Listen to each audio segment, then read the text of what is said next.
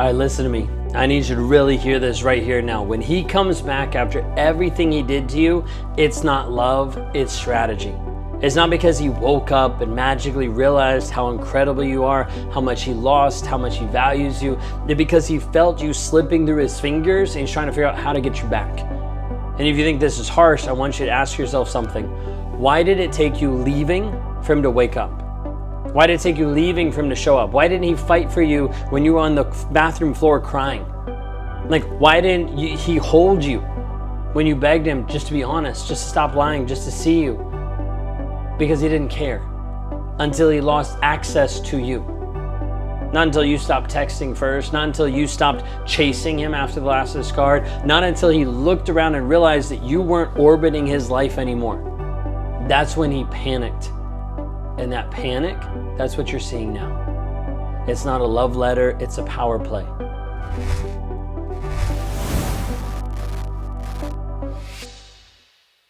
Inside of all this, if you're new here, my name is Ben Taylor. I'm a self-aware narcissist on this channel to help you provide a way of escape. Help you understand how to have closure, clarity, confidence, and certainty in moving forward so that you don't fall prey to toxic relationships. You don't fall prey to a guy like I used to be. Inside of this, I work with women to help them break the trauma bonds and find freedom. I work with men that have shown up as narcissists to help them reestablish their lives and show up as honest men. If you want to know more about any of this, you can go to rawmotivations.com. When you're stuck inside the cycle, one of the cycles and one of the pieces of it is the Hoover. He's hoovering you because he knows how to hook you, how to get you back. He knows the right words to be able to say to you, the right words to melt you, the memories that are going to break your heart open and just be like, oh, the guilt that you carry for giving up on him. So he's going to lean in.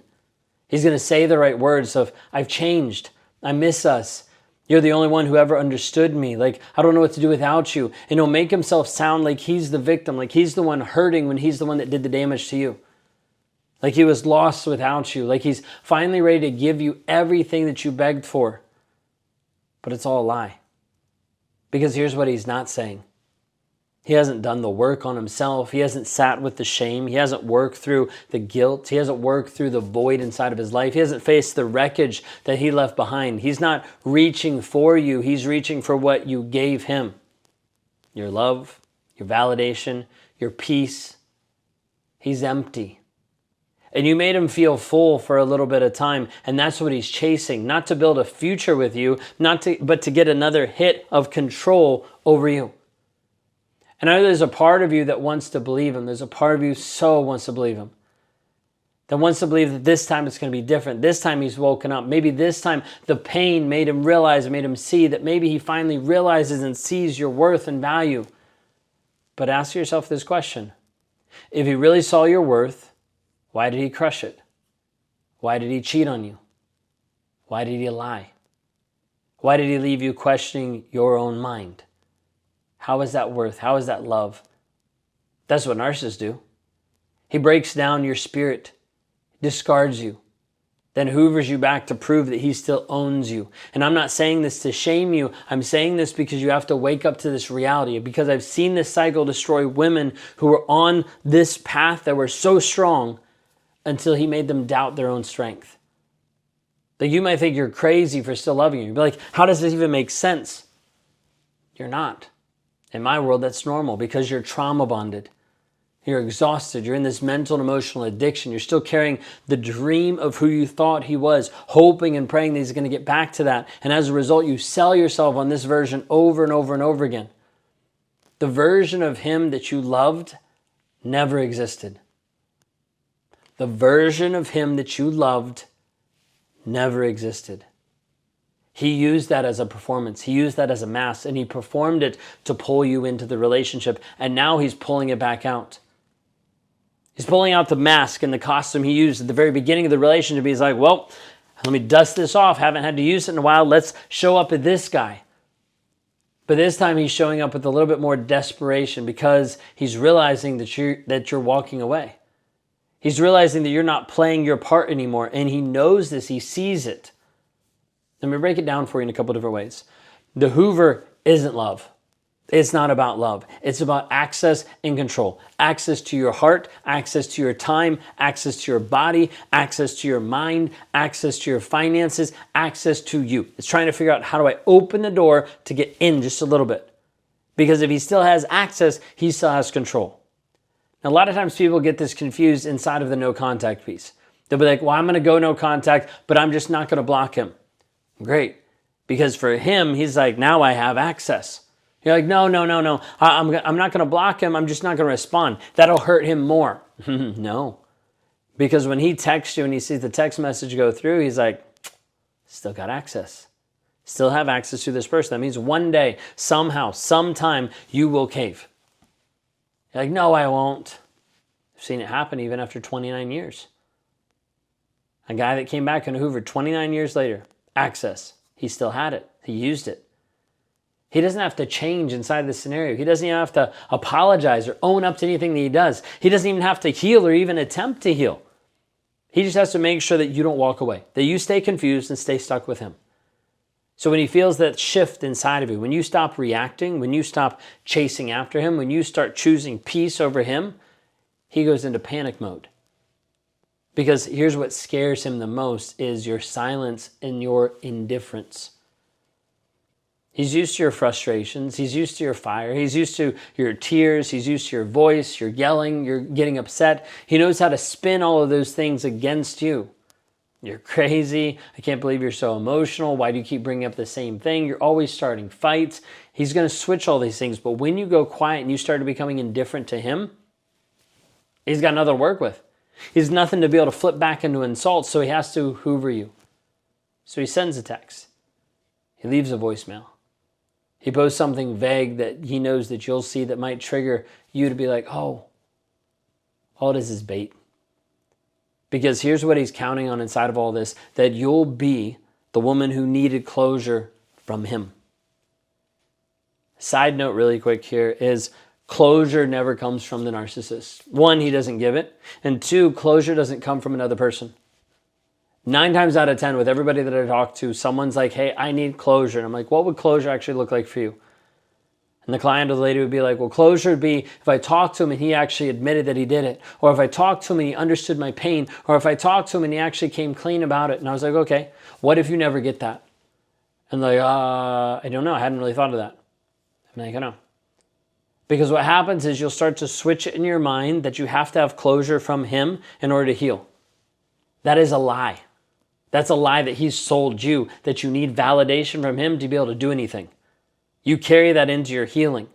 And when a person says, oh, I need closure, I need to be able to talk to him so I can get closure, that's a lie.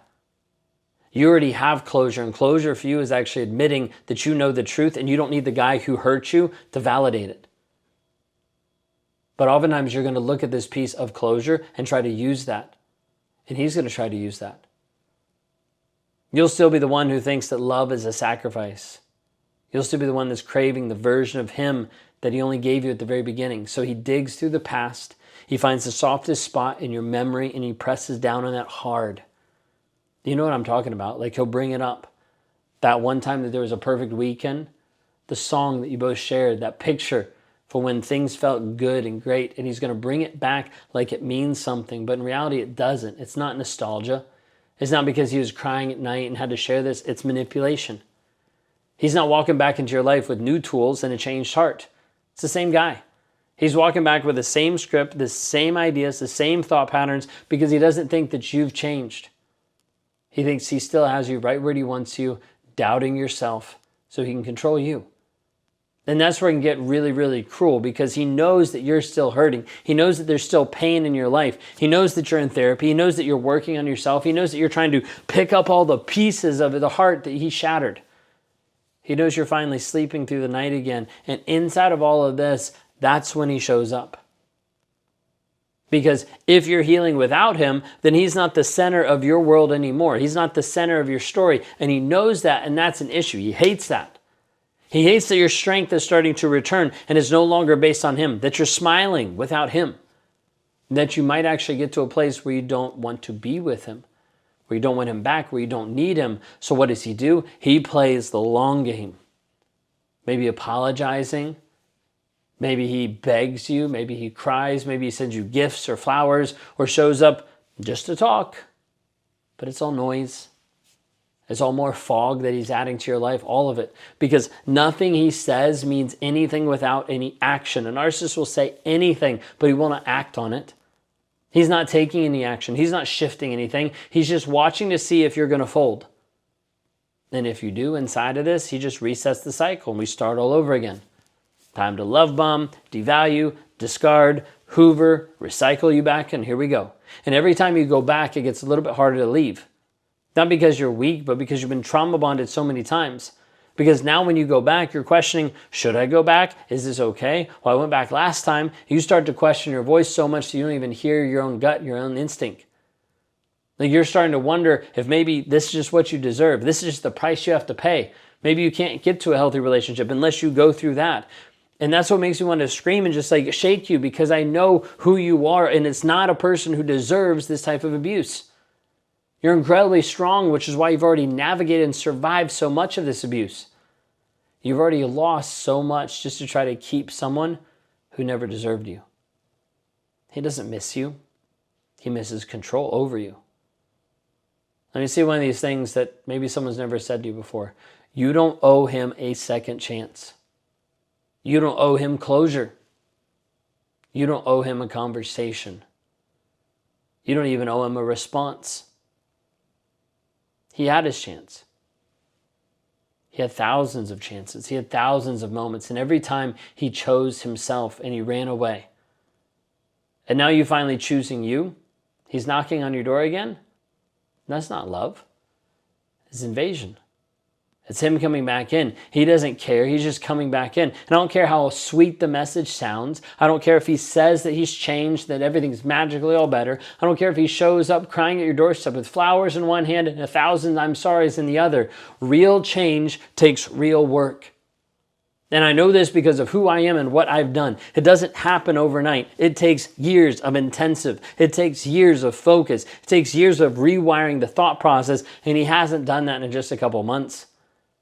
Because if he had, he wouldn't be hoovering. He'd be leaving you alone so you could actually heal. But he doesn't want you to heal. He wants you to be back with him. So he has control over you. Consider this for a moment. I want you to stop carrying the weight of this man's absence like it's your fault. Stop taking the blame for this. I want you to stop making excuses for someone who only shows up when they think you're about to walk away for good. And I need you to remember that your peace matters more than his empty promises. And if you're in that place right now, the place where you're tempted to respond, tempted to believe, tempted to give him just one more shot, stop. Breathe. Think about what it cost you the last time.